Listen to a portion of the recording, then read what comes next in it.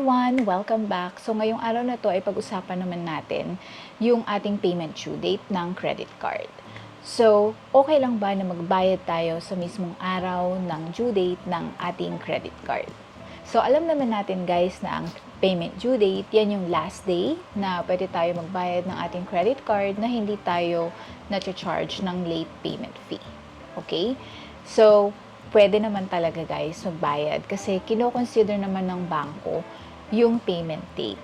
Kaya lang guys, mostly sa mga banks, meron yan silang cut-off time ng bills payments. So, ibig sabihin, kapag nagbayad ka before the cut-off time ng isang bangko, considered yung payment mo on the due date. Pero kapag nagbayad ka na after nung cut-off time, yung payment mo, mapaprocess na yan next banking day na. So, ibig sabihin lang nun, late ka na sa pagbabayad ng iyong credit card bill. Okay, so, example natin si BDO. Si BDO ang cut-off time niya 10 p.m. So, dapat before 10 p.m. nakabayad ka na. So, kapag nagbayad ka 11 p.m. onwards, late na yon. So, kasi ang processing ng payment mo next banking day na. Okay, so tatandaan nyo guys, and si Security Bank 10 p.m. din yan. Si BPI 8 p.m. Si Metrobank 3 p.m.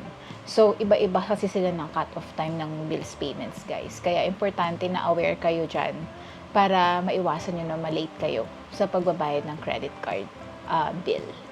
Okay, so kapag kayo ay may mga online banking apps ng issuing bank ng credit card nyo, better kasi pwede niyong gamitin yun, doon na kayo magbayad. Pero alam ko guys, kapag wala kang savings account, not sure kung makakapagbayad ka using the online banking app. So, syempre, ang nagiging option natin yan kapag wala is yung over-the-counter na payments like sa Bayad Center or sa Robinson and SM Bills and Payments. Pwede rin sa EasyPay, yung kagaya ng 7-Eleven or sa Shopwise. Tapos, may mga ilang pawn shops din na nag-a-accept ng credit card payments like Cebuana. So, ito yung alam ko na pinakagamit na gamit sa pagbabayad din ng credit card, yung mga e-wallet apps kagaya ng GCash or PayMaya. So, lahat yon ng mga payment methods na yon or payment channels, 1 to 3 banking days ang processing ng payment niyan. Kaya I highly suggest kapag magbabayad kayo ng credit card bill, huwag nyo nang hintayin yung due date.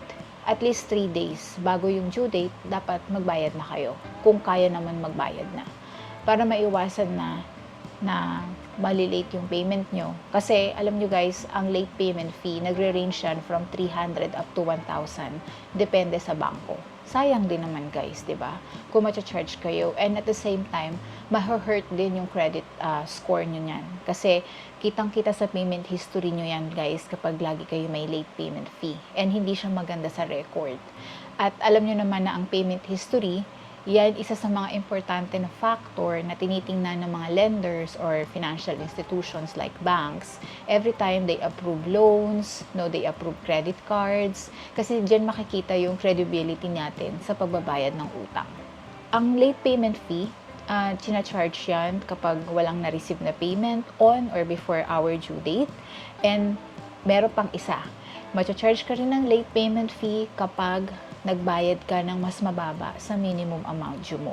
Halimbawa, ang minimum amount due mo ay 3,000. Tapos binayad mo 2,500 lang. So, ang mangyayari niyan, i-charge ka ng bangko ng late payment fee. Kasi kulang yung binayad mo.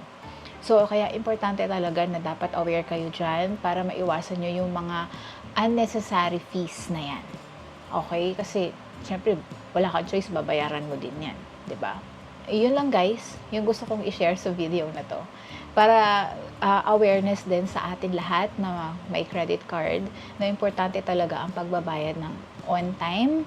At huwag kayo magbayad. I don't really suggest na magbayad kayo sa mismong araw ng due date. Although pwede. Pero kung talagang hindi kaya magbayad ng at least 3 days bago yung payment due date, okay lang naman sa mismong due date. Pero tandaan nyo, i-double check nyo ano ba yung cut-off time nung bangko na yon para ma-make sure na hindi kayo ma-charge ng late fee. No? Para alam nyo kung anong oras kayo dapat makabayad na. So kung may question pa kayo guys, leave your comment below. I will try to answer. Maraming salamat sa panonood and see you again on my next. Bye!